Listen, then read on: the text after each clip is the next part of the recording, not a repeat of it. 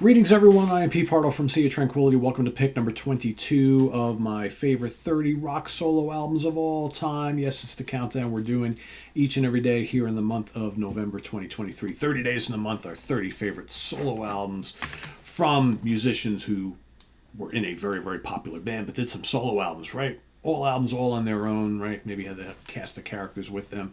Maybe they stayed in the band. Maybe they left, whatever, but they did some pretty damn good solo albums out on their own, away from the main band.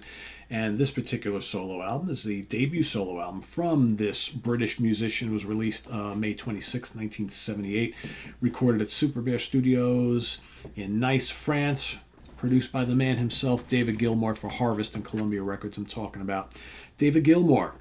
David Gilmour, the debut solo album from the Pink Floyd guitarist, songwriter, and vocalist, right? Great album here. This is easily my favorite out of all of his solo records. He's got a handful of them. He did this while he, of course, was still in the mighty Pink Floyd, because for most of his career he was in Pink Floyd. Still technically, well, I guess Pink Floyd are no more now, but technically you could still say if he wanted to do a Pink Floyd album or do something with Pink Floyd, he could. He chooses not to, right? He's on lead vocals, of course, here. Electric and acoustic guitars, lap steel guitar, keyboards, piano. Rick Willis on bass guitar, backing vocals. Willie Wilson, drums and percussion. We also have Mick Weaver plays a little piano on here. Carlina Williams, Debbie Doss, and Shirley Roden on backing vocals on a couple tracks, right? So what are those tracks, you might add? Well, we got some really fantastic material here on this particular album. So 48 minutes in length, I will add. The Great Mahalis is one of the couple of excellent instrumentals on this album. His guitar tone on this album is just absolutely sublime. So good. Mahalis is a great instrumental to kick off the album. Just under 6 minutes long. Most of this album is very Floydy in nature. I would say out of all of his solo albums, this one sounds the most like what he was doing in Pink Floyd at the time. There's No Way Out of Here. Another great song. It's a vocal piece. Really good one. Kind of rocks, kind of gritty, right? Cry from the Street. That's one of my favorite of the vocal pieces on the album. Really strong. Again, really good vocals. Great guitar work.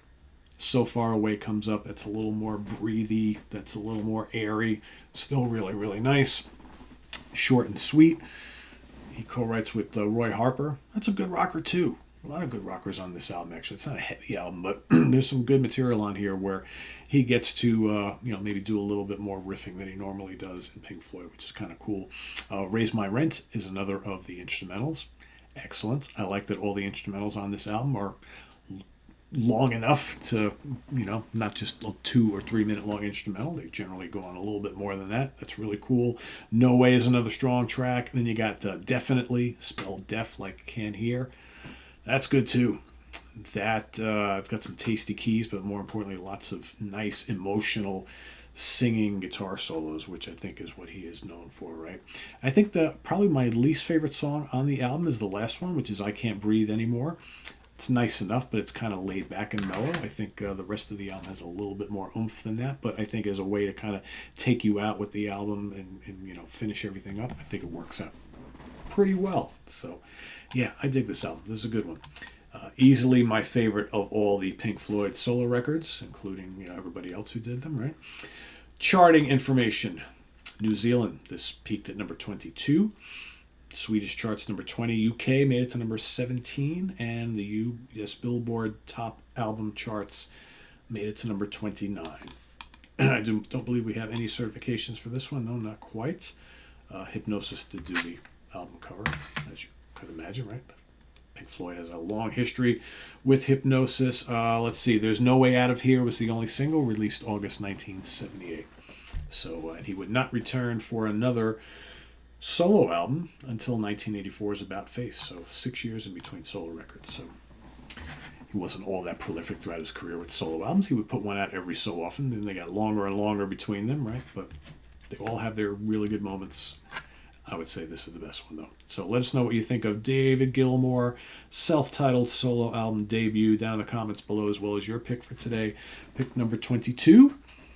Put that down below as well. And visit us on the web at www.seatranquility.org. We're on Facebook. We're on YouTube all together.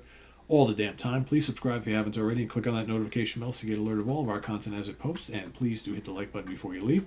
Also, down below, we got the links to our Ko-Fi page for channel donations, our merch page, and our Cameo page. So thanks in advance for all your support there. And we'll see you soon here with more stuff. I am Pete Pardo. Have a good one, everybody. Take care. Bye-bye.